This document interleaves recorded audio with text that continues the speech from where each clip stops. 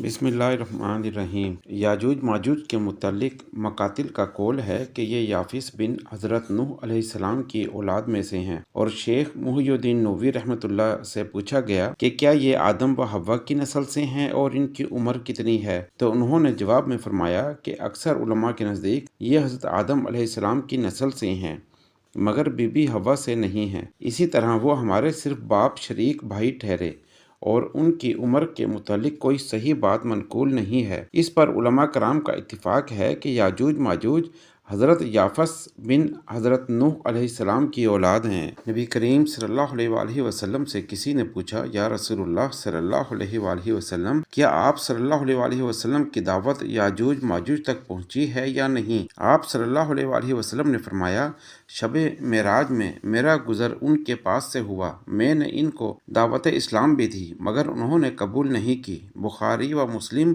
اور نسائی میں ایک روایت ہے کہ حضرت ابو سعید خدری رضی اللہ تعالی عنہ کہتے ہیں کہ حضور اکرم صلی اللہ علیہ وآلہ وسلم نے ارشاد فرمایا، اللہ تبارک و تعالی قیامت کے روز حضرت آدم علیہ السلام کو مخاطب فرمائیں گے۔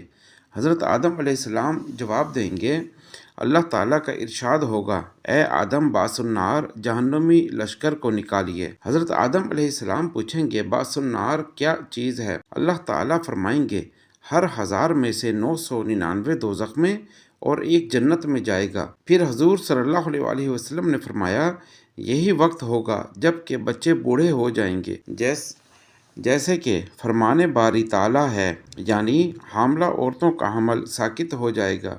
تم یہ سمجھو گے کہ لوگ نشے میں بد مست ہیں، حالانکہ وہ نشے میں نہ ہوں گے، بلکہ اللہ تعالیٰ کا عذاب بہت سخت ہے۔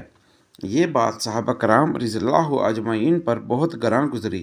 انہوں نے عرض کیا، یا رسول اللہ صلی اللہ علیہ وآلہ وسلم، ہم میں سے وہ کون ایک شخص ہوگا جو جنت میں جائے گا؟ آپ صلی اللہ علیہ وآلہ وسلم نے فرمایا کہ میں تم کو بشارت دیتا ہوں کہ وہ 999 یاجوج ماجوج میں سے ہوں گے، اور وہ 1 جنتی تم میں سے ہوگا۔ علماء کرام کا کہنا ہے کہ اس کام کے لیے حضرت آدم علیہ السلام کو طلب کرنے کی وجہ یہ ہے کہ وہ سب انسانوں کے والد ہیں۔ امام داؤد رحمۃ اللہ علیہ کو چھوڑ کر دیگر بہت سے محدثین رحمۃ اللہ نے حضرت زینب بنت حجش رضی اللہ تعالی عنہ کی یہ روایت نقل کی ہے کہ ایک روز حضور صلی اللہ علیہ وآلہ وسلم باہر تشریف لائے اور آپ صلی اللہ علیہ وآلہ وسلم پر گھبراہٹ طاری تھی، چہرہ مبارک سرخ ہو رہا تھا اور زبان پر یہ الفاظ جاری تھے، لا الہ الا اللہ، عربوں کے لیے ہلاکت ہے اس شر سے جو قریب آ چکا ہے۔ یاجوج ماجوج کی دیوار کا کھلنا اس طرح قریب آ چکا ہے، اور آپ صلی اللہ علیہ وآلہ وسلم نے انگوٹھے اور شہادت کی انگلی ملا کر اشارہ کیا۔ حضرت زینب رضی اللہ تعالی عنہ فرماتی ہیں، میں نے عرض کیا، یا رسول اللہ صلی اللہ علیہ وآلہ وسلم، ہم میں سے صالحین نیک لوگ موجود ہوں گے پھر بھی ہم ہلاک ہو جائیں گے؟ آپ صلی اللہ علیہ وآلہ وسلم نے فرمایا، ہاں، جب خبث کی کثرت ہو جائے گی۔ ایک دفعہ حضرت ابو بکر صدیق رضی اللہ تعالیٰ عنہ کے پاس ایک صاحب آئے اور آپ رضی اللہ تعالیٰ عنہ کو سلام کیا اور کہنے لگا، آپ نے مجھ کو پہچانا؟ حضرت ابو بکر صدیق رضی اللہ تعالیٰ عنہ نے پوچھا، آپ کون ہیں؟ انہوں نے جواب دیا کہ آپ اس شخص سے واقف ہیں جو حضور صلی اللہ علیہ وآلہ وسلم کی خدمت میں حاضر ہوا تھا۔ پھر آپ صلی اللہ علیہ وآلہ وسلم کو بتلایا تھا کہ میں نے سکندری دیکھی ہے۔ حضرت ابو بکر رضی اللہ تعالی عنہ یہ سن کر بولے، اچھا تو وہ آپ ہیں؟ یعنی انہوں نے کہا، جی ہاں، میں وہی ہوں۔ حضرت ابو بکر صدیق رضی اللہ تعالی عنہ نے کہا، آپ تشریف رکھیں، میں بھی اور ہمیں بھی اس دیوار کا حال سنا دیں۔ چنانچہ ان کا بیان یہ تھا، میں اپنے ایک سفر کے دوران ایسی جگہ پہنچ گئے جہاں کے لوگوں کا کاروبار صرف آہن گری لوہاری میں تھا۔ میں ایک گھر میں مہمان ہوا اور دیوار کی طرف پاؤں کر کے لیٹ گیا۔ جب غروب آفتاب کا وقت قریب آیا تو مجھے ایسی آوازیں سنائی دینے لگیں جو اس سے پہلے میں نے کبھی نہیں سنی تھیں۔ اس آواز کی وجہ سے مجھ پر دہشت طاری ہونے لگی۔